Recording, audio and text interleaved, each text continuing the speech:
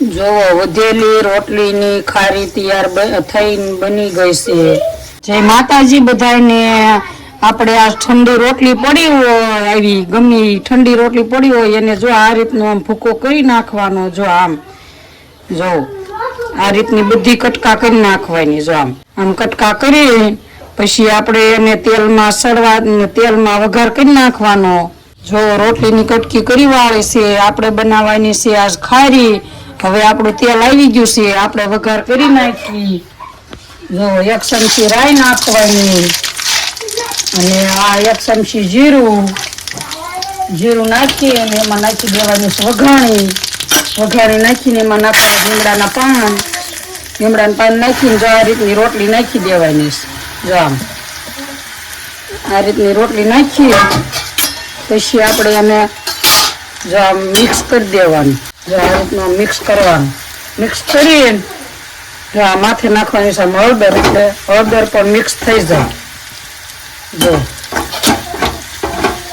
આ રીતની હળદર ને એવું નાખી દેવાનું। પછી આને ધીમા ગેસે સળવા દેવાની। નાક બનાવવાની છે એકદમ કકડી, ખાવાની પણ બહુ મજા આવે, ટેસ્ટી લાગે અને ખાવાની બહુ મજા આવે। ત્યારમાં નાસ્તામાં સારી જ ખાવાની હોય અને બહુ ટેસ્ટી લાગે। તમે એકવાર બનાવજો, કેવી સરસ થાય એમ। ઠંડી રોટલી પડી હોય ને એની બનાવી નાખવાની અને આને કકડી કરવાની છે। જો આપણે આ રીતની હલાવીને તેલમાં મિક્સ થઈ જાય ને પછી આને ધીમા ગેસે તમે એકદમ ચડવા દો ને હલાયા વગર, એટલે એકદમ કકડી થાય। અને પેછલા તેલમાં જ બનાવવાની હોય, બહુ તેલ નહીં નાખવાનું। તેલ આમ સડે ને એ પ્રમાણે નાખવાનું, આને કકડી કરવાની। આપણે થોડીક વારે આ રીતની આમ હલાઈ નાખવાની એટલે નીચેનો ભાગ હોય ને એ ઉપર વી આવે ને ઉપરનો ભાગ હોય નીચે વહી જાય, એ રીતની હલાઈ નાખવાની। પછી આ કકડી થઈ જાય ને પછી એમાં નાખી દેવાનું કોરું મરચું। જો આ રીતની આમ કકડી થાય અને આને કહેવાય ખારી, કેવી સરસ થઈ જાય। આ રીતની કકડી થવા દેવાની। કકડી થઈ જાય ને એમાં ખાંડ નાખવાની છે આપણે, અને આ બાળકોને બહુ ભાવે। નાના બાળકોને સારે ખાવાની ખૂબ મજા આવે। લાઈક કરજો, શેર કરજો, નવા હોય તો સબસ્ક્રાઈબ કરજો।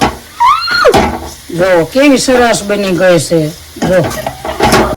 જો આપણી ખારી બનીને તૈયાર એ રીતની થઈ ગઈ કકડી। હવે આપણે એમાં નાખવાનું છે મરચું। જો આ કાશ્મીરી મરચું, આ મરચું નાખીને જો આ રીતનું મિક્સ કરી વાળવાનું બધું।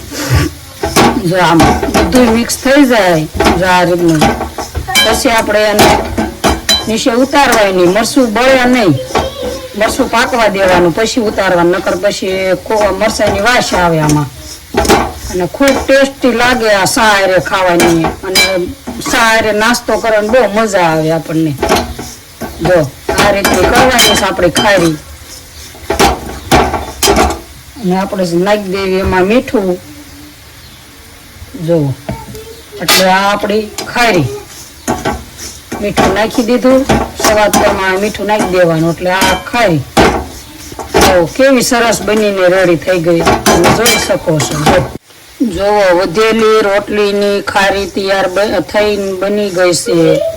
જો કેવી સરસ બની ગઈ છે। જો આ રીતને બનાવજો તમે અને ખૂબ સરસ બનશે। ખાવામાં પણ ખૂબ મજા આવશે આપણને, અને સારે નાસ્તામાં આને લેવાની હોય।